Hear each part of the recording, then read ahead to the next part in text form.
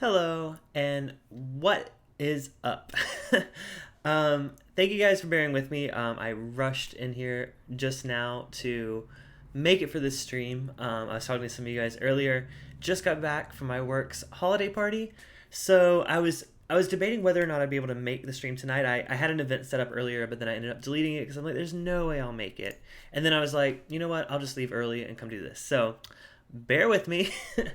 How's everyone doing tonight? Happy Thursday. Almost time for the holidays. Probably my next to last stream for the year.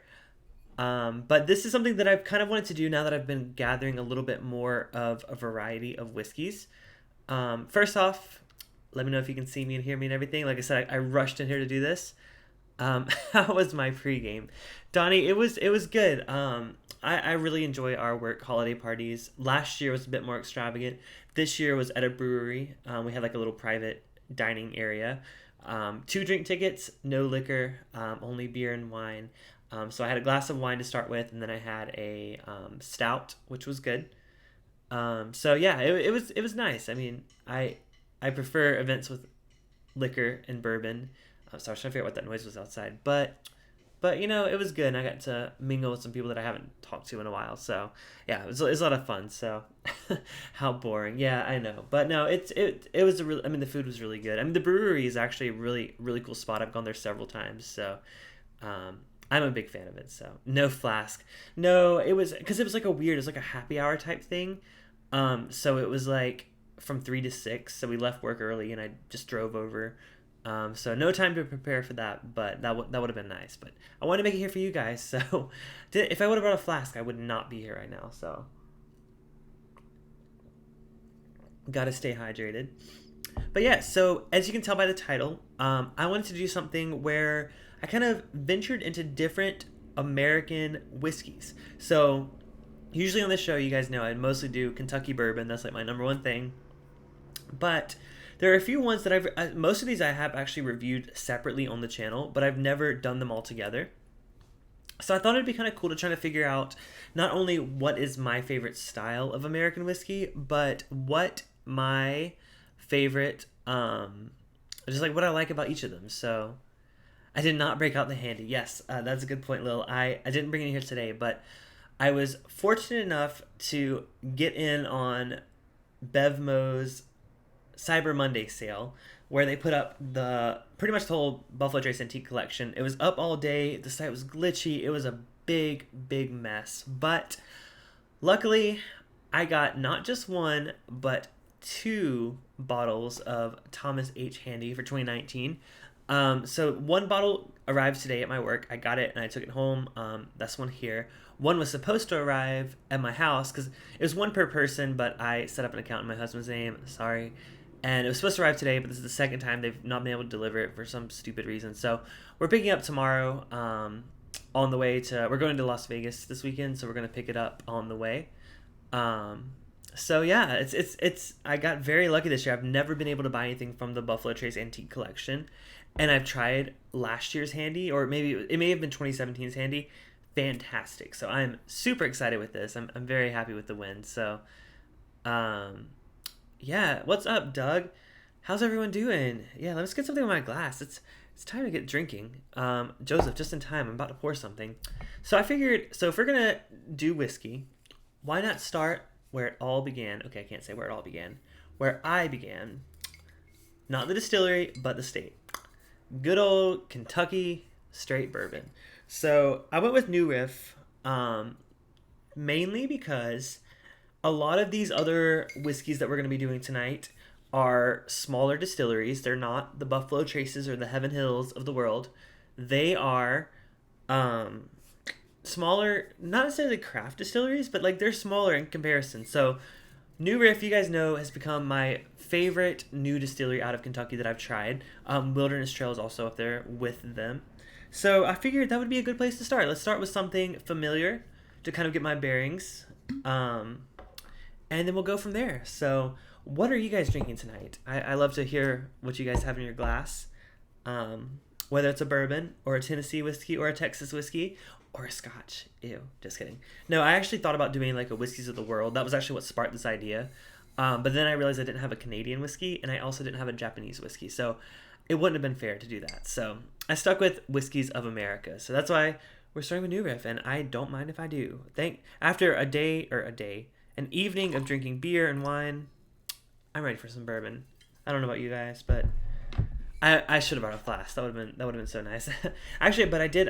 By the way, Scott, if you're watching, one of my coworkers, has been curious about whiskey, and I'm gonna bring him some samples next week. So at least I got to share that, because I was telling them I was doing the stream after. So always good for making whiskey friends. So he asked me to send the link to the stream, so I may send him this after. But yeah, I love sharing. Like I tell everyone, I have way more whiskey than I have friends. So I like to share every chance I get. Joseph, I saw that post from Woodinville. That sounds amazing. They didn't bring that out at my tasting of theirs, but they have some really incredible stuff, and I really do need to revisit Woodinville. I do have a whiskey from Washington. It's one that I've reviewed on the channel before, but it's not Woodinville. I haven't bought a bottle of that yet. So, but yeah, let's start with some bourbon. So this bottle is a single barrel store pick. It is from Sealbox/Bourboner. You guys may have heard of them. They do like whiskey reviews. I gotten 2 picks from the same trip. One was their pick, and one was the New Riff Fan Club pick. Personally, I preferred the New Riff Fan Club pick just because it fit my flavor profile. This one, though, I have not had a more peanut forward bourbon in my life. Not even Jim Beam.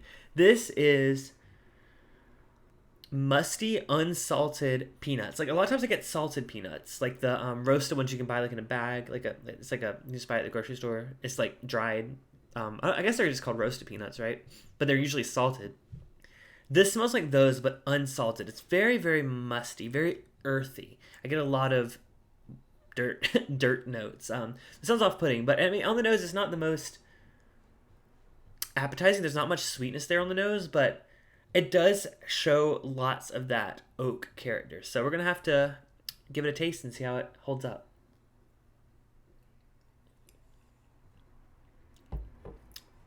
Super earthy. Wow. You know, I may need to revisit that description of this, because when I bought both of them, I read that one of them was described as earthy, and I could have sworn it was the other one. But I haven't had this in a couple of months now, but that is pure, I don't want to say pure dirt. That sounds wrong. That is very grainy, very, oh, it's going to make me sneeze, because that's like the highest proof thing I've had tonight. Okay. Oh, no. Sorry, you guys. I didn't have time to prepare for that, but sometimes when I have a high proof something, like it hits me hard. So I should go off camera. So I'll sneeze again. Sorry about that. It's the proof. It's a kicker. It's 110.5 proof. So I should have known jumping into that from wine and beer. Probably not the most easy to drink, but thank you, Doug. Yeah, I try not to sneeze on camera, but couldn't resist that. Couldn't hold back. Hey, Brennan, just in time. I actually made it back. I was not expecting to be able to make it back from that party, but second sip is a lot more familiar, a lot more still earthy, super earthy. And honestly, I've never gotten a note that earthy on a bourbon before. I've gotten like little hints of it here and there, but I've never got something that's that strong of like a, I guess I gotta say earthy. I don't want to say dirt because that sounds really bad. But yeah, I mean that's really good. It's not my favorite single barrel from New Riff. It's not my favorite New Riff product, but it's a good standard for going into this whole episode, because we get to compare what we know and love as Kentucky bourbon and compare it to some other American whiskeys. So how's it? All right, I'm catching up with the chat. Lil says the weather is still quite warm. We have a massive storm on Wednesday. A little cooler these days. Fires are still out of control. I'm sorry to hear that. Like I said, we've just gone through that in California, and I know how anxiety inducing that is, because you never know with storms. You never know where things are going to go. You know what's safe, where's safe. So I do feel for everyone in Australia going through that right now. Like I said, I'm in California. We get fires all the time, but I don't think we've had anything quite the scale that you guys are facing right now. So thoughts are with you guys. Lake-minded monsters says whiskey. Yes, whiskey. We are doing whiskey all night tonight. Not all night, just for an hour, but all night pretty much for me. Because once I'm done with these streams, I'm like, I'm out. Steven says, hey, oh, what's up, Steven? Doug asks, what do you mean earthy? I think of some Pinot Noirs as earthy. So, yeah, like I said, earthy is not a note I normally get on whiskey. So I would say it's almost like, so let's say you're gardening and you like dig up some, like you, not like the fertilizer, but you know, like the gardening. Okay, I don't garden, but you're digging into the dirt. That, I guess mulch is the word, maybe not, but it's like that scent of that dirt. And on the nose there, it's like the top layer of that is that earthiness, which was what I call earthiness. I could be wrong, but for me, it's that dirt mulch note, and I don't get that very often. But once you start drinking this, you can get past that, and there's a lot more sweetness. So this one's a weird one. I don't say that's a very typical bourbon note personally. So that's kind of what I mean by that. But yeah, the more you drink that, the more you can get past that. So let's go ahead and I only got one more sip. I'll finish it off. You guys never said, what are you guys drinking? Surely you're drinking something. It's almost Christmas. Yeah, there's got to be something in your glass tonight. Is that a different wedding ring?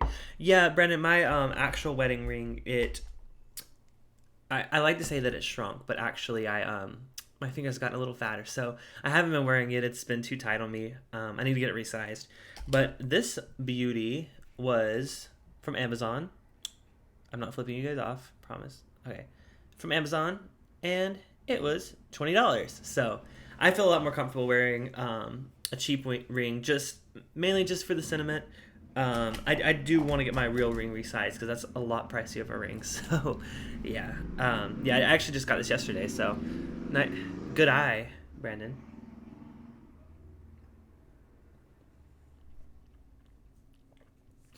The Elijah Craig barrel proof. Oh, so Steven, you're talking to Joseph. You had some samples. Joseph, I still owe you samples. Like I said, I have to make some samples for my coworker early next week. I'll get some put together for you. So I might as well do them all together. So Lil's got to work this afternoon, so just water. Makes sense. I feel like that's always the case with you guys. You guys are never here at night, obviously, because time zones. But Doug says switched to Baker's for Russell's Reserve single barrel. Both so good but different. That's a good point. I bought one bottle of Baker's before they had the whole label change. I liked it, but it was kind of like, I still kind of feel like it's at a weird place in Jim Beam's lineup. I don't know where it fits in because Knob Creeks are fantastic and then Booker's are fantastic, so it's like But Russell's Reserve single barrels, there are some very great ones. Steven says, I'm taking a day off today. Had VBN. Oh, I read that as Vacation Bible School at first. I was like, Steven, I didn't take you to have like a little Bible school, but I got what you're saying now. Work holiday party yesterday. Yeah, like I just got back from mine. You may have missed that, Steven. That's why I'm a little turnt a little already. I just got back from my work's holiday party, so it was just beer and wine. But Brandon mainly wears silicone rings during work. She gets mad because I rarely wear my wedding ring. Yeah, I mean, I rarely wear this one, and I have been going several months without wearing a ring at all. But I really wanted to get one, so I got this on Amazon. So, Brandon says he may be hiding a sample or two in my box for you. Oh well, Brandon, if you want to include some things for Joseph, I may just hold off on sending that sample box, because I'm gonna see Brandon most likely, not this weekend but next weekend. So we may hold off so we can send those all together. Wheels, what is up? I don't know your name. I'm just going to call you Wheels. That's what your username is here. Joseph Stephen had 2 pours of it locally and instantly fell in love. So wait, which Elijah Craig barrel proof are you guys talking about? Brent or Stephen? What did you send Joseph? Lake-minded monsters, which again I don't know your name. Drinking on some Jameson round whiskey. Interesting. Jameson, I've had the regular Jameson. I have not had Jameson Black, but I've been very curious about it. I had a Jameson 18-year-old, which is freaking amazing. And then I had the stout Jameson. And Jameson does some really great stuff. I'm more of like when I go towards Irish whiskey, I typically go towards Redbreast. That's my go-to cask strength. By the way, I'm gonna have a review out for you guys soon. I haven't picked it up yet, but my store got a single barrel pick of the new Redbreast 14-year-old small batch. It's really confusing. It's a totally new thing they've never done before, but it's like a small batch, but they got a single barrel from that small batch. And it's like a sherry finish, 14-year-old cask strength. So excited for it. For sure, I can definitely see that, Joseph and Clifton. You know me, I'm definitely extremely religious. Brandon, what's up? Sorry, that makes sense with the connection with your name. What's up, Brandon? Yeah, Brandon. He lives basically the town over from my hometown. So hopefully we'll get to meet up when I'm there in the week of Christmas. So yeah, we've been talking back and forth about a few different whiskey bars and hotels and stuff to kind of find something to like share a few pours with. That would be really cool. So. You're heading out of town, Joseph Mason. B517. Oh, that was before I got into, not before I got into bourbon, before I got into like the cask strength bourbon. I've never had that one. That sounds amazing. How to sell? The climate's changing. Hey, yeah. So let's go ahead and move on. So that was the bourbon for the night. But I want to get into some more different things that I haven't visited in a while. So let me rinse my glass real quick.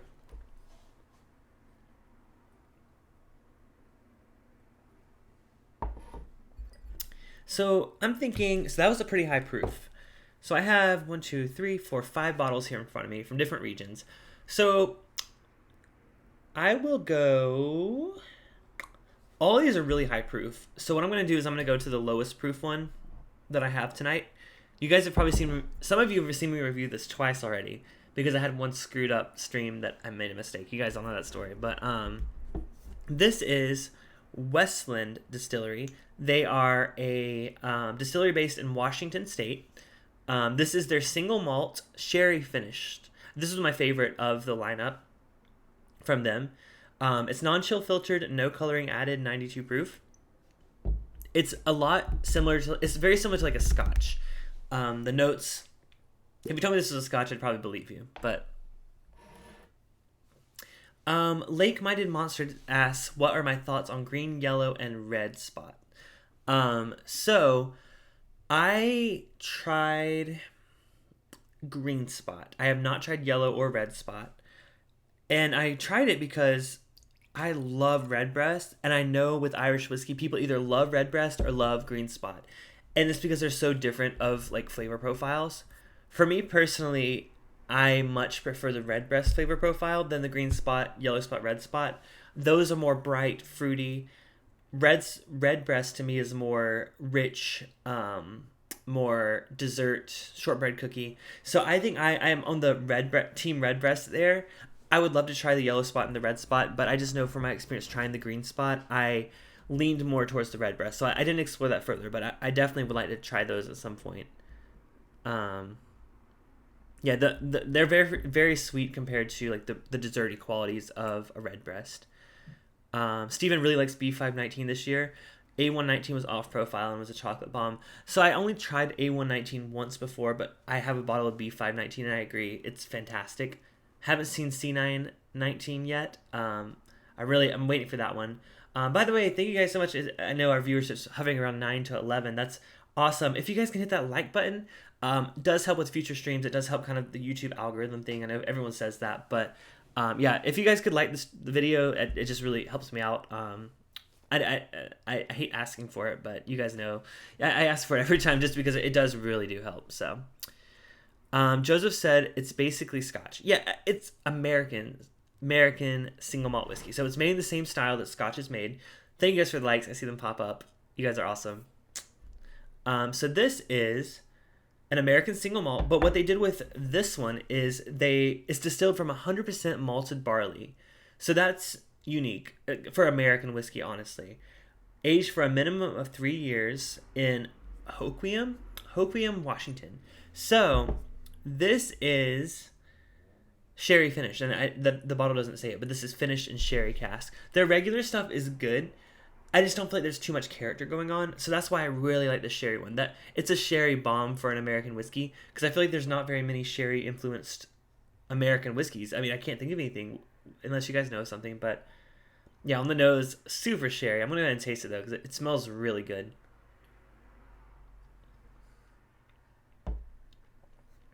It has some of that like dusty, not dusty corn, more of like a dusty, because there's not any corn in it, so obviously, but there's like a dusty, grainy quality there. Almost, I feel like I said this in my review of it. The only thing that's kind of off-putting about it is it's almost cardboardy. Like, if you think of the taste or the smell of wet cardboard, I get kind of a little bit of that on this. And, I hate to say that. It's just, you guys know Scotch, I'm very iffy with it. There are some Scotches that I absolutely love that are fantastic. There are a lot of Scotches that I'm just like, I can't get behind. So this one reminds me of like a Scotch that I'm like, meh about. Like, I feel like one of the Scotches that I feel like the same way as this is Glenmorangie. Don't know how you pronounce it, but yeah, it's just a little too musty, grainy. There is some sweetness there, but this is not my favorite. Not my favorite. And that's not a diss on Washington. Like Joseph said Woodinville earlier. I don't have a bottle of it, but their bourbon and rye are really, really good, especially for a craft distillery. So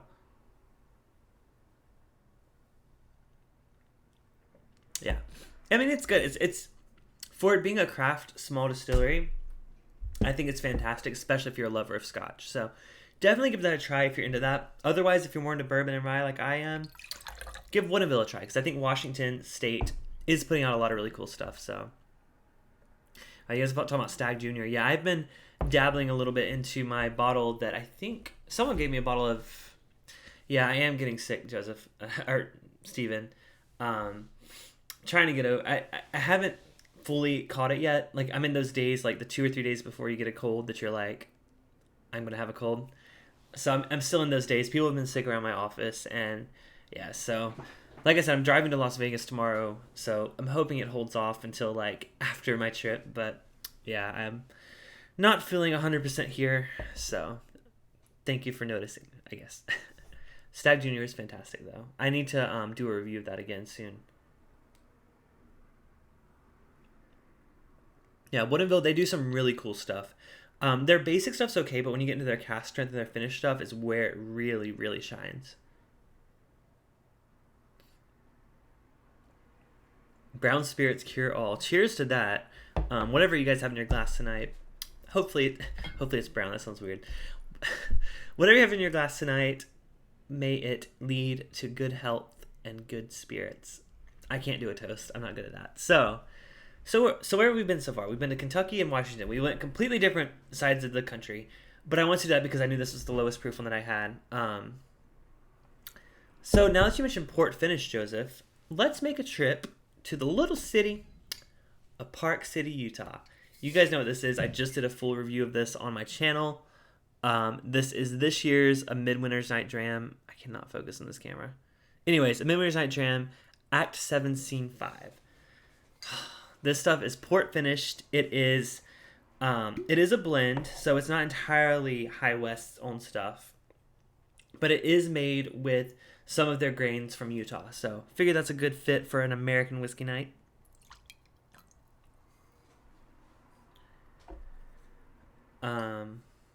Oh, you guys are Lake-Minded Monsters also in your area. Oh, cool. Where are you from? Monsters. What should I call you? Lake-Minded Monsters. Yeah, I'm from Rock Hill, South Carolina, is my hometown. So this one is higher proof. It's 49.3 proof. Yeah, my camera likes to focus on my face, so even if I'm holding something like closer to the screen, like this candy cane, it will not focus on it unless it's blocking my face. And it still doesn't focus on it.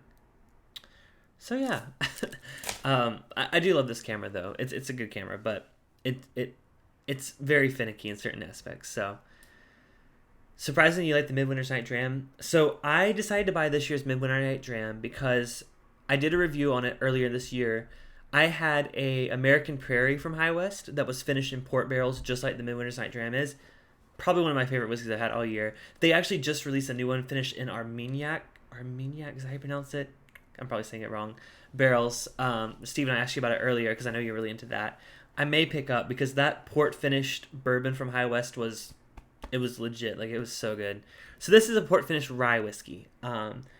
It's finished in French oak port barrels. Like I said, it is a blend, so it's not just High West's rye. It probably has some MGP rye in there too. But Armagnac. So instead of Armagnac, it's Armagnac, right? I don't know. There's so many.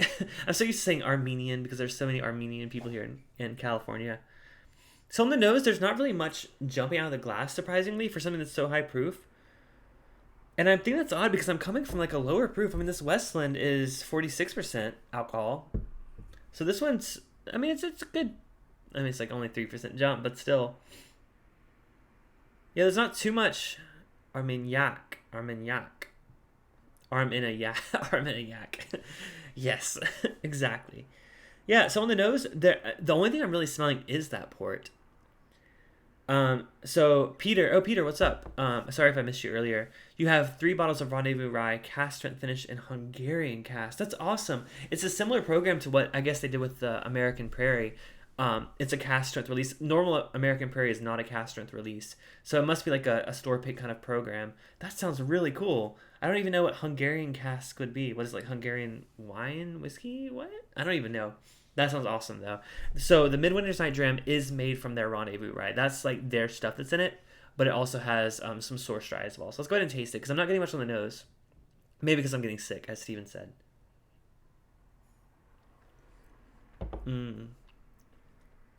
So when I was first getting into whiskey, I had trouble telling the difference between sherry finish and port finish because I've never had sherry on its own. I've never had port wine on its own, but going right from a sherry bomb here to technically a port bomb, there's some very, very different notes. Port is almost like a jam, like a condensed berry flavor, whereas sherry is more of a lighter, I mean, not even like, I mean, it's berry, but it's like a fruit, more like a white grape note, if that makes sense. But port is dark, deep, rich fruits, and it is hard to do, Steven.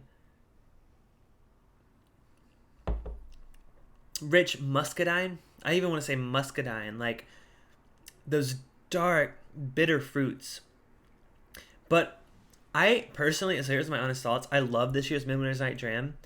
I think those notes work a lot better on bourbon. That's why I was so excited about the High West American Prairie that was finished in those barrels, because that rich bourbon, caramel, brown sugar note you get on a bourbon combined with that rich fruit note, to me was perfect combination. So I really, really do enjoy this Midwinter's Night Dram. I think it's one of the best ryes I bought all year, but I think it works better with the port. Anyways, I mean, it works better with the bourbon. So that's right, Joseph. It is a brandy cognac.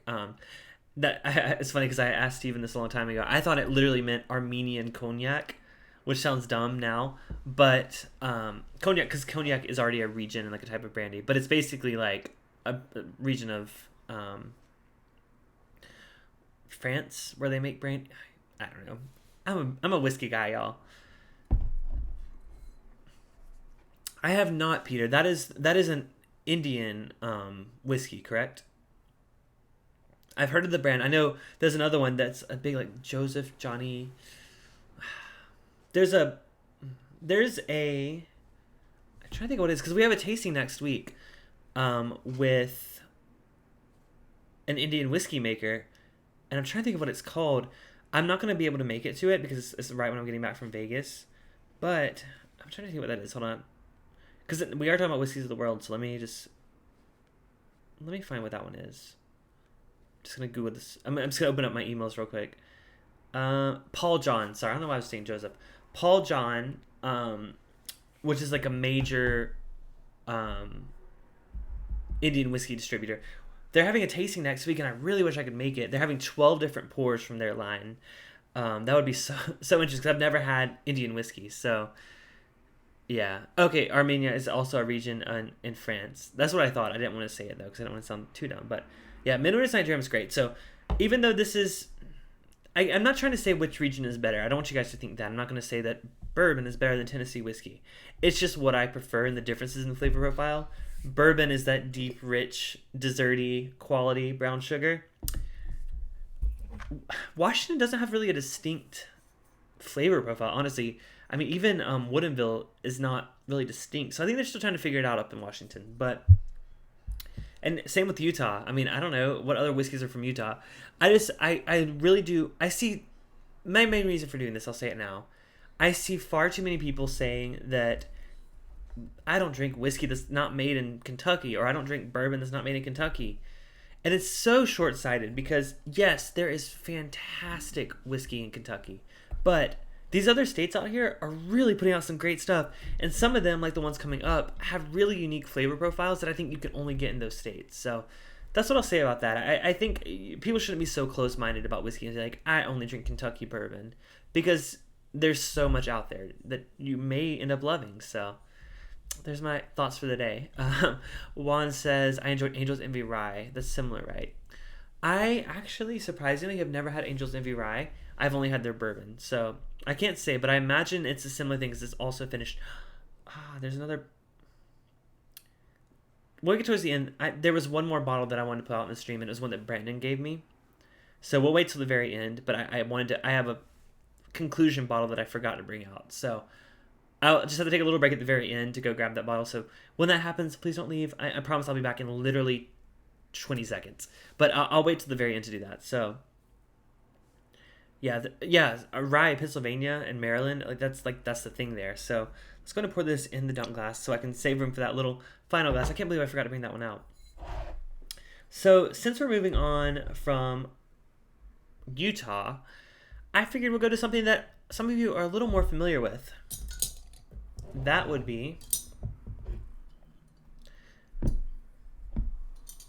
Jack Daniel's single barrel proof store pick. So that's a very wordy, but this is a store pick from my local store, which is K&L Wine and Spirits. This is a single barrel proof Jack Daniel's. So I've been like, I keep going back to this one because it's Jack Daniel's like through and through. It's like it's straight up Jack Daniel's, but I think getting it at that barrel proof really does bring out some different notes. So let me rinse my glass real quick. Yeah, honestly, rye is just catching up like in popularity. For the longest time, rye just like there's like a couple places making rye, but it wasn't the thing.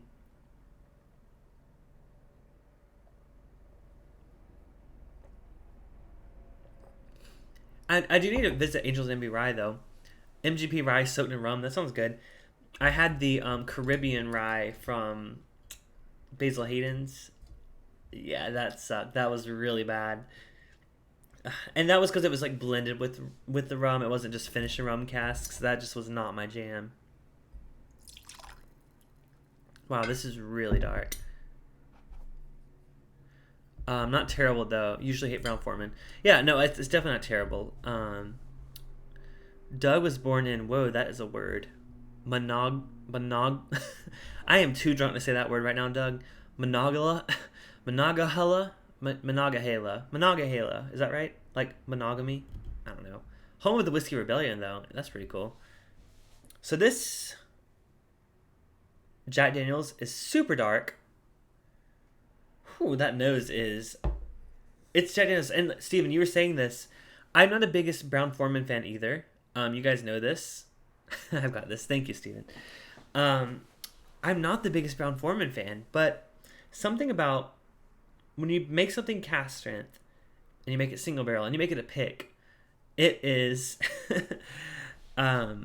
really interesting. So it may not be my favorite flavor profile of whiskey. You guys know I'm not a huge...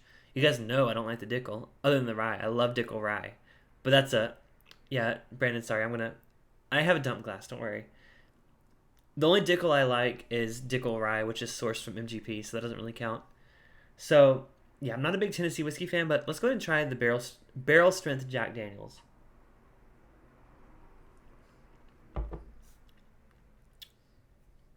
The only thing I can say about that, banana bread in a glass. Like, I thought I've had banana bread notes on whiskey before, probably like an Old Forester product, but that, by the way, the proof on this, you guys, this is probably the highest proof whiskey I've ever had, which is weird because it's Jack Daniel's, right? That's so weird, but look at the proof on this guy. 67.05%. 134 proof Jack Daniel's.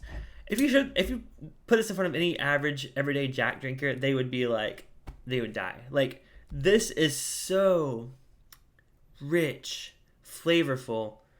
Even though it's not my favorite flavor profile, I really do enjoy that baked banana bread note. I have not had the Jack Daniel's Heritage. I've heard that it's great, and that's why it's so expensive on secondary. Um, Brandon, we didn't dump it all when you were on the stream. Yeah, but I had you to like bounce off of, and we had been drinking before, so maybe I don't know. When I'm doing it by myself, though, I gotta make sure I'm competent through the end of. I mean, we're getting there. We're like over halfway through, so I may not dump this one though because this is really good.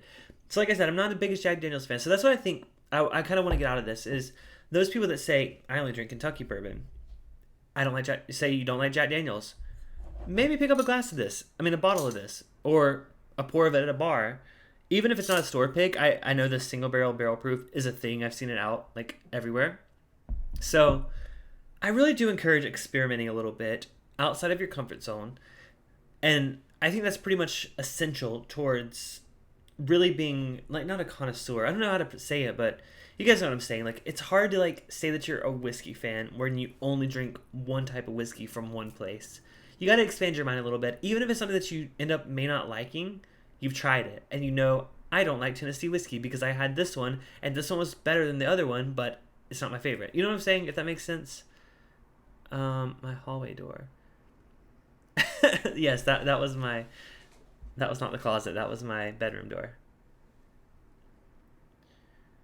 Yeah, no, this is fantastic. There's so much oak on this for a. I can't believe I'm saying this about a Jack Daniel's product. There's so much oak on this barrel, and it's from the char. It's from that high proof. I think they said this. What is the age on this? I don't think it's labeled, but I saw the age on this at one point, and it's up there for Jack Daniel's. You'll have me going to the closet. I don't know. Been there, done that, Brandon. Whiskey. Juan says, pick up Heritage bottle if you want it. I can bring it next time. Or even just a sample. I'm going to get you some samples for our meetup. I definitely like to try it. I need to go back to our list of what I said I was bringing you because I already forgot. But I'm going to bring you some samples too. So let's go ahead and finish this. I don't want to dump this. You're right. This is too good to dump.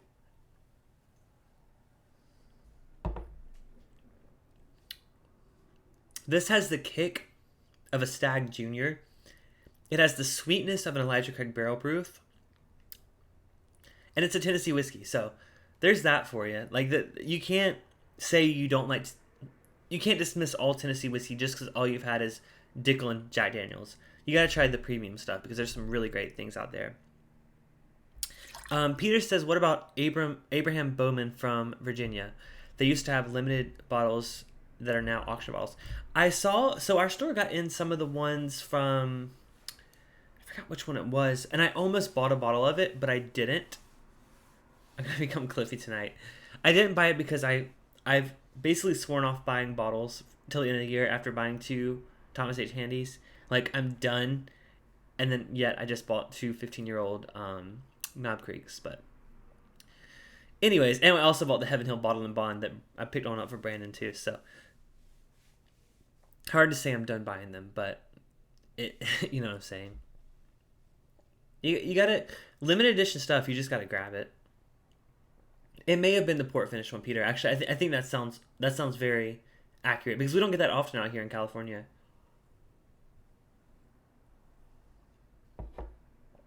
Yeah, I get John J. Bowman confused with Abraham. I know it's the same company, but they have certain releases. I'll never be done buying. I know people always are like, you're addicted to alcohol. No, I'm addicted to buying alcohol. That's my problem. I buy way too many bottles.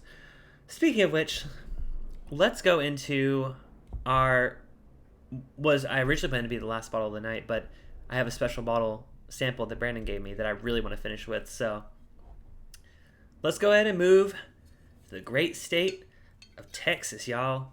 That was a bad act. I'm even from the South, and like my Southern accent was bad.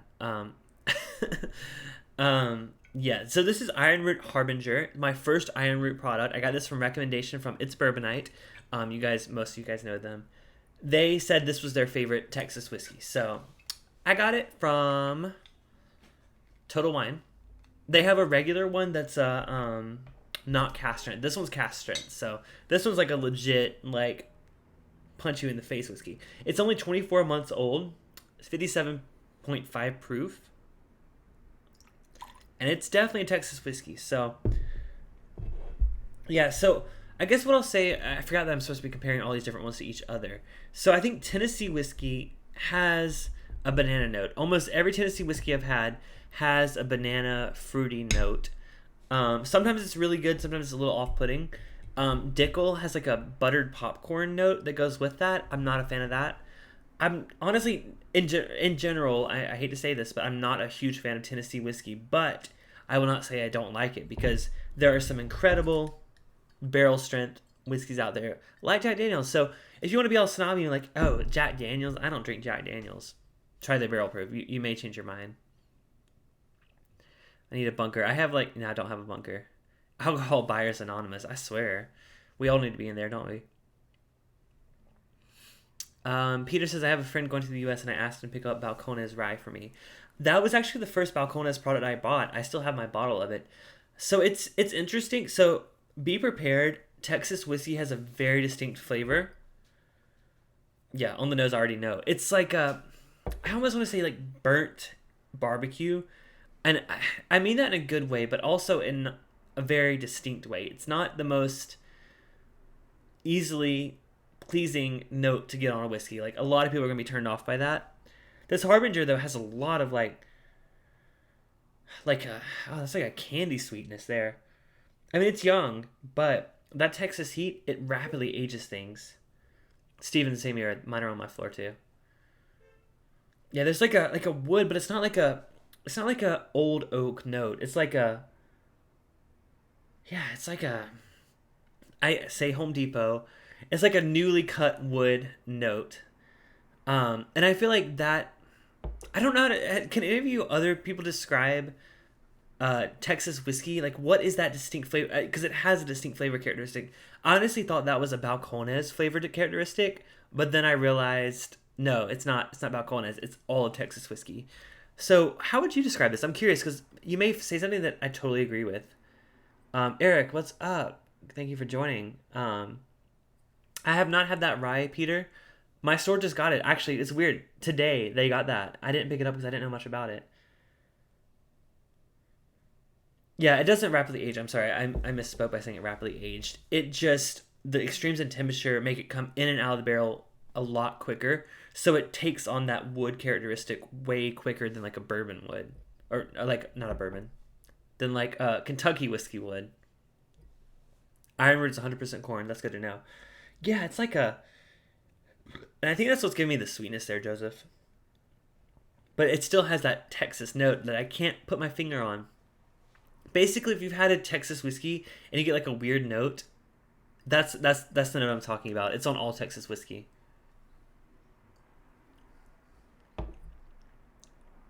It's like barbecue. Like burnt, not like char, but like crispy. The ends, people, I mean, that's like a thing in the South, like the burnt ends of barbecue.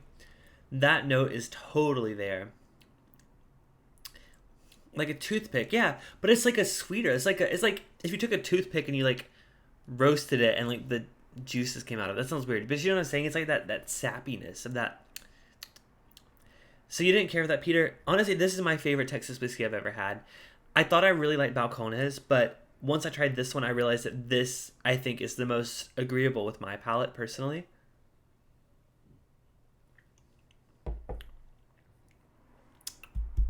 Very, very good. Honestly, so if I had to rank these that I've had so far tonight, this might be a little biased. I'm just using one whiskey from each region. I think I would probably put bourbon first, because, you know, it's my first love. Second and third are very close. I honestly think that this Jack Daniels barrel strength and this Ironwood Harbinger, that level of flavor and uniqueness to each region, the banana fruitiness on the Tennessee whiskey and the dark fruity wood like honey note that I get on the Texas whiskey, I think they can compete neck and neck. They are so unique and so defined in their flavors. So I do recommend. That's what I was saying. I want you guys to go out and explore these different regions. That's not to dismiss high winters, high winters, high west, midwinters, night dram. I just feel like Utah isn't really a distinct region of bourbon, yet they are the most well-known whiskey distiller out there in that part of the country. I just think Tennessee has a very distinct flavor profile, and Texas does as well. Do you guys agree? I feel like there's something that stands out about these two that are coming to the forefront, which is why I wanted to go get my last sample. Some of you may have had this before. Some of you may have sent me a sample of this before. I think Joseph, you sent me a sample of this before. This that I'm about to go grab is Barrel Bourbon's Dovetail. And what's unique about Dovetail is it's a cask strength whiskey. Let me look it up. But what's unique is it's a blend of multiple regions of America, all of their whiskeys combined. So what, yes, I'm over 21.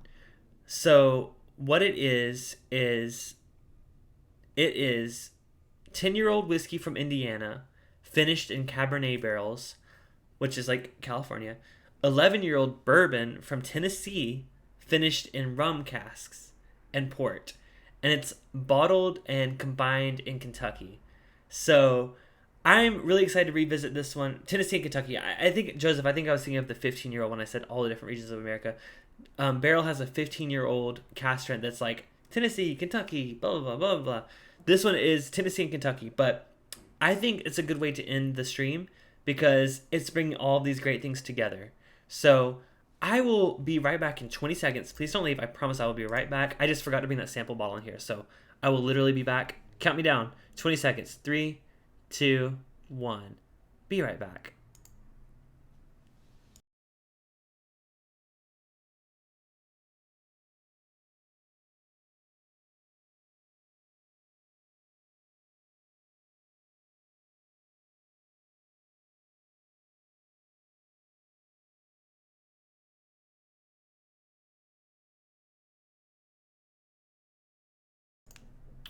And we're back.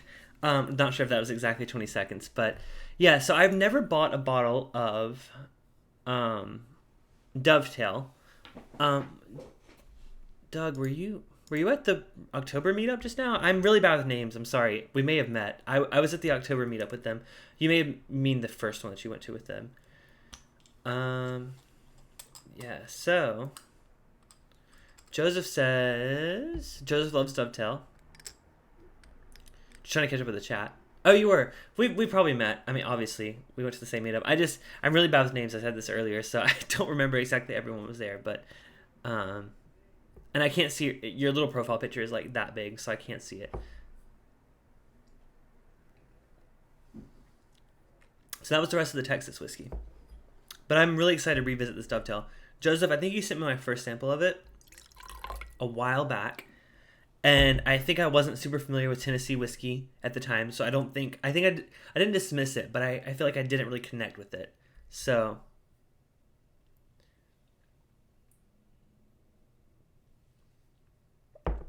Maker's Private Select is great. Yeah, Brandon, he gave me a sample that I don't think he didn't like, but yeah, Maker's Private Select has some great stuff. So double barrel. I haven't had 291. I've heard of that one, but I've never had it. So this is Barrel Dovetail. It's 122.9 proof. It's finished in rum, port, and Cabernet barrel. So this is a very interesting one, you guys. Super excited, and thank you, Brandon, again for giving me this sample. I'm so excited to revisit this one because I have no experience with Barrel other than this whiskey. Honestly, this is the only whiskey that I've ever had from Barrel, and I see it everywhere. So let's go ahead and taste this. It won the gold award in the San Francisco whiskey competition in 2019. It also won gold in the Whiskeys of the World competition in 2019. Whiskey Advocate gave it a 90. So cheers to you guys. Cheers to Brandon for giving me the sample. Cheers to you guys for making America great again with whiskey. I don't know what I'm saying. That's the holiday party kicking in again. But yeah, so this is on the nose. It does smell a little bit of that Dickel kind of note, which I imagine is it probably from Dickel most likely. I feel like it's from Dickel. That Tennessee whiskey, I'm getting some very dickly notes in there. I'm not getting too much on the finish. I am getting a little bit of that. I guess what was it, port? No, it was the Cabernet. Oh no, port as well. I am getting a little bit of that like sweet wine, but I'm not really getting the rum on the nose.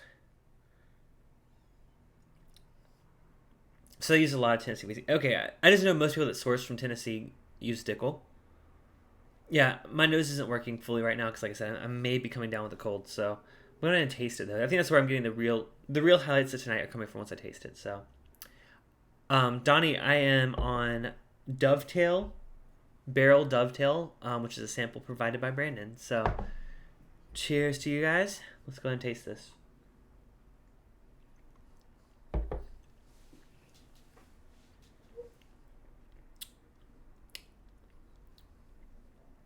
You guys know what I do when I do this. Well-rounded. Whew. So, like I said, this is my second time trying Dovetail. The first time I wasn't very impressed with it. I see why you guys like this. This is so... It has lots of influence going different ways. Like, there's that Cabernet influence, but I do get a little bit of the rum on the taste, but it's like the Cabernet's up here and the rum's like over here, and it's like wood and caramel and candy. Like, it's very, very, very well-rounded. Easy drinker. If you're not a big whiskey fan, but you want to try something a little higher proof, and you like finished stuff, grab this. This is fantastic.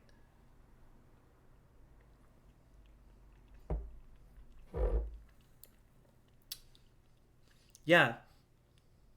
I think all the finishing... Normally, I don't like when a finish overwhelms a whiskey. The only time I've liked that when it's with the port, like I said with High West. But I feel like...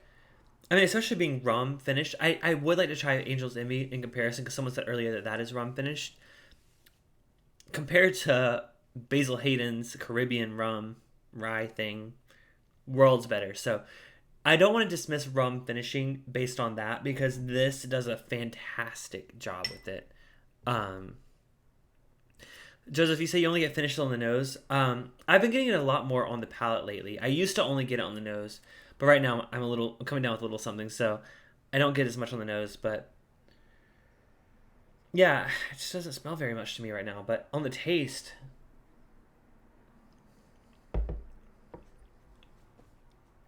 what's the price point on Dovetail? Because that's fantastic. And that's like a generic term, fantastic, but it's very unique. So for me, it's a little weird because a lot of times when I want a bourbon, like a cask strength strong bourbon, I only want those sweet caramel, vanilla, wood notes that are distinctively bourbon. Comes to mind, Booker's comes to mind, Elijah Craig Barrel Proof comes to mind. But sometimes, I think you guys are just turning me off from regular strength whiskey, because sometimes I will want to have a lighter pour, usually before this, a lighter pour of something that is finished, and I do enjoy that.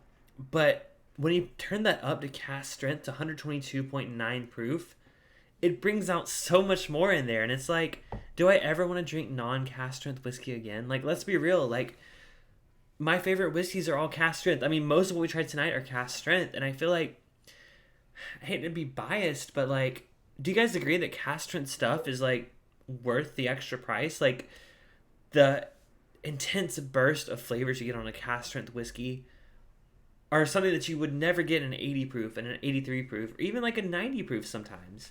So to me, I really think that extra boost in proof brings out every single one of these. Joseph agrees. So around 100. Okay, that's a little pricey, but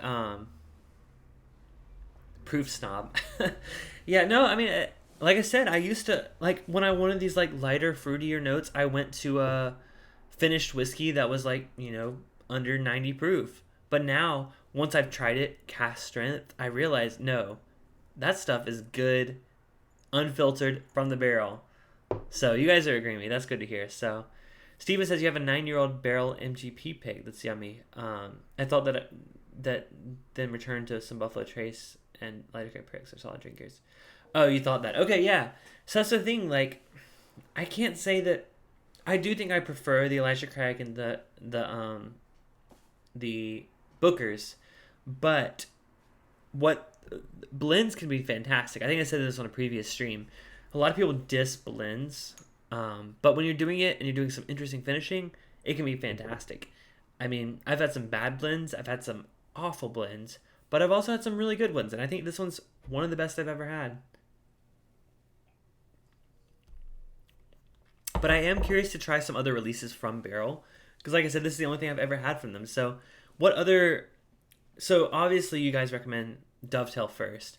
Are there any other releases from Barrel, maybe like a little less pricey, a little cheaper, that you recommend me pick up like a whole bottle of? Because I do want to explore them more. I know they're like the masters of like these blends, but that's really good. I'm so glad I revisited this. Thank you, Brandon, for letting me go back to this one, because I should try the rye. Okay, I didn't even realize they did rye.